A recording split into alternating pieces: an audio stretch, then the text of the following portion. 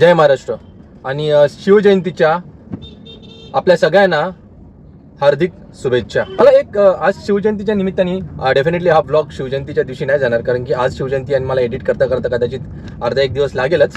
तर हा ब्लॉग शिवजयंतीच्या नंतरच येईल.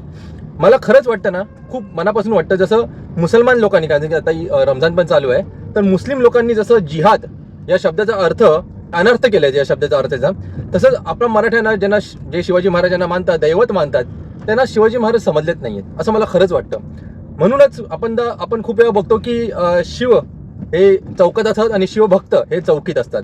कारण की आपल्याला सगळ्यांना महाराजांबद्दल एकच समजतं की उठा आणि मारा, उपसली तरवार की मारलं. महाराजांचं असं नाहीये. महाराजांनी लढाया कमी खेळल्यात पण छापे जास्ती टाकलेत. त्यांनी सुरत जिंकली नव्हती, त्यांनी सुरतेवर छापा टाकलेला. त्यांनी बुरानपूर जिंकलं नव्हतं, त्यांनी बुरानपुरावर छापा टाकलेला. हा, खूपशे किल्ले त्यांनी जिंकलेले आणि तेव्हा लढाया खेळल्या महाराजांनी. जिथे पाहिजे तिकडे लढाया महाराजांनी खेळल्या. आणि छापे पण जे महाराजांनी सुरतेवर टाकले, बुरानपुरावर टाकले, ते तलवारीच्याच जोरावर टाकले. पण त्यावेळी ती गरज होती. आजची ती गरज नाहीये. कोणावर हात उचलणं आजची ती गरजच नाहीये. आज आपण खूपशे मराठी माणूस बघतो की नोकरीत आहेत, खूपशे प्रायव्हेट नोकरीत आहेत, आणि जेवढे प्रायव्हेट नोकरीत आहेत ना 90% ते खुश नाही आहेत त्यांच्या पगाराबरोबर, त्यांच्या बॉस बरोबर. आणि हे सगळ्या गोष्टी ना, एक चुतिया बॉस प्रत्येक ऑफिसमध्ये असतो.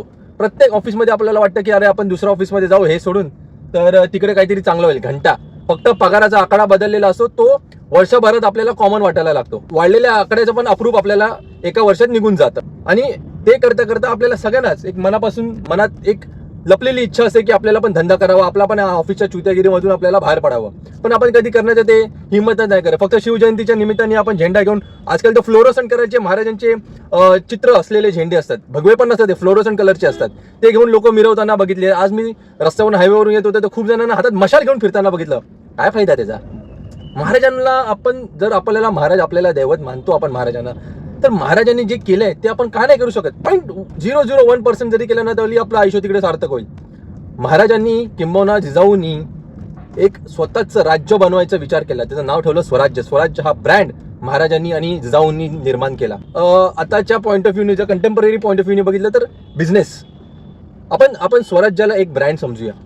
महाराजांनी एक स्वतःचं स्वराज्य, स्वतःचा ब्रँड एक निर्माण केला. त्यांना किती आसान होतं ना की मुघली फौजेत जावं किंवा आदिलशाही फौजेत जावं. कारण की बाबाजी राजे पाटील पासून ते शहाजी राजांपर्यंत सर्वांनी तर मुघल फौजात आणि आदिलशाही फौजात काम केलंय. इनफॅक्ट जिजाऊ साहेबांच्या वडिलांनी, जिजाऊ साहेबांच्या भावांनी पण आदिलशाहीत, मुघलशाहीत तर काम केलंय. आणि तेच करायला नको होतं आणि तेच अपमान जिजाऊ साहेबांना पटलं नाही, म्हणून त्यांच्या मनात एक स्वतःचं राज्य निर्माण करायची इच्छा झाली. जसं आपल्याला सगळ्यांचा ऑफिसचा कंटाळा येतो, आपल्याला वाटतं की स्वतःचा एक बिझनेस असावा, पण त्याच्यासाठी लागतात कष्ट. आता तुम्ही बोलाल की हे ज्ञान काय देतोयस तू?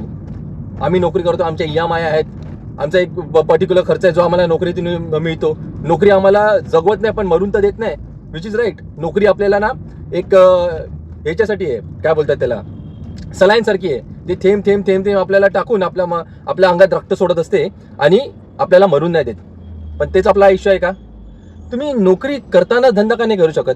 हा, त्याच्यामुळे तुमचे संध्याकाळचा फ्री टाइम जाईल, तुमचे सॅटर्डे संडे जातील, तुमचे हॉलिडेज जातील, तुमचा मी टाइम जाईल, ते सगळं जाईल. पण माझं खरंच पर्सनल एक्सपिरियन्सवरून सांगतोय, जर तुम्ही 1 ते 1.5 वर्ष तुम्हाला जो जोडधंदा करायचा नोकरीबरोबर जर ते केलात ना, तोच धंदा तुम्हाला नोकरीपेक्षा जास्ती कमवून देईल. आणि ज्या दिवशी तो धंदा तुम्हाला नोकरीपेक्षा जास्ती कमवून देईल ना, त्याच नोकरीला तुम्ही लात माराल. खरं बोलतोय मी, मस्करी नाही करत आहे. काहीच नाही तुम्हाला येत असेल ना, काहीच नाही तुम्हाला येत असेल तर साला संध्याकाळी 6-7च्या नंतर सुटला ना, 8 वाजता घरी पोचाल. 8 ते 12 चहा विका. आजकाल रात्रीच्या चहाची खूप डिमांड आहे. नाही 5 ते 8 कुठच्या तरी ग्राउंडच्या इथे जाऊन, कुठच्या तरी जिमच्या बाहेर जाऊन चहाचा धंदा टाका. खरंच तो पण चालेल. आणि हेच जर तुम्ही वर्षभर करत राहिलात ना, सकाळी 5 ते 8 आणि रात्री 9 ते 12, तुम्ही बघा 1 वर्ष एक जर चहा जरी विकलात ना, तो चहाचा धंदा तुम्हाला जास्ती पैसे कमवून देईल. आता तुम्ही बोलाल अरे मी काय चहा विकू का? नका विकू. ज्या प्रोफेशनमध्ये तुम्ही आहात, जे काम तुम्ही एवढे गेले 10, 15, 7, 8 वर्ष जे काही करत आहात, त्याच कामाचे फ्रीलान्सिंग करायला चालू करा. तुम्ही IT मधले असाल, IT कन्सल्टंट व्हा. तुम्ही ॲडव्हर्टायझिंग एजन्सीमधले असाल, फ्रीलान्सिंग करा. मार्केटिंगमध्ये असाल, ब्रँडिंगमध्ये असाल, एखादा क्लायंट पकडा.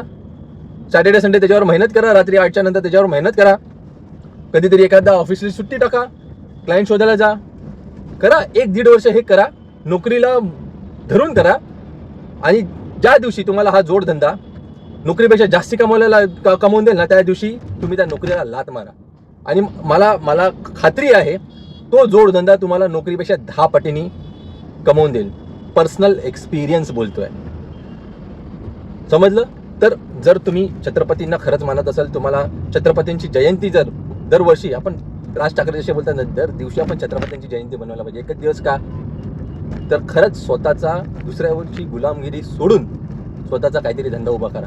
आणि धंदा करणारा माणूस बेशरम असतो. आपल्याला लहानपणापासून आपल्या घरातले बोलतात ना, अरे हा बेशरम आहे. लिटरली ते मनाला लावून घ्या आणि धंदा करायचा असेल ना, शरम टाका चड्डीत आणि बेशरम होऊन धंदा करा. आणि ज्या दिवशी तुम्ही धंदा करायला उतराल ना, सर्वात पहिला तुम्हाला तुमच्या घरातले त्रास देतील की काय रे असं एवढा चांगली नोकरी सोडून तू धंदा करतोस, हे काय ते काय, फसशील, भीक मागशील. त्यावेळी इग्नोर करा. सर्वात पहिला तुमची आई वडील तुमची बायको तुम्हाला त्रास देईल. सॅटर्डे संडे तुमचा जाईल, तुमचे रात्रीचे मी टाईम पण जाईल. तुम्ही बायको बरोबर फिरायला जायचे, सॅटर्डे संडे बायकोला घेऊन बाहेर जात असेल ते सगळं निघून जाईल. त्यामुळे तुम्हाला घरातले बेदम शिव्या देतील. त्यावेळी बेशरम बना. चांगलं असतं बेशरम बनणं, मी पण बनलेलो. No problem at all. Middle finger दाखवा सगळ्यांना. नॉट लिटरली तुम्हाला बायकोला दाखवा, बायको मारेल, पण मनातून मिडल फिंगर दाखवा. बोला मला जे करायचं मी करत राहणार जोपर्यंत मी सक्सेसफुल होत नाही. नोकरी करतोय त्याबरोबर मला हा जोडधंदा पण करायचा आहे. खूप त्रास होईल तुम्हाला 1-1.5 वर्ष. असा त्रास होईल की तुम्ही सोडाल. ज्या दिवशी तुम्हाला वाटेल की तुम्ही सोडताय, महाराजांना आठवण करा आणि तुम्हाला ऊर्जा येईल. आणि जोडधंदा चालू करा नोकरी बरोबर. आणि तो जोडधंद्याला एवढ्या मनापासून करा की तो तुम्हाला नोकरीपेक्षा जास्ती कमवून देईल. आणि त्याच दिवशी ज्या दिवशी तुम्ही नोकरीवर लात मारेल ना, त्याच दिवशी खरी शिवजयंती तुम्ही सेलिब्रेट करा. माझं बोलणं जर तुम्हाला पटत असेल तर जय शिवराय कमेंट बॉक्समध्ये लिहा. Signing off. जय महाराष्ट्र.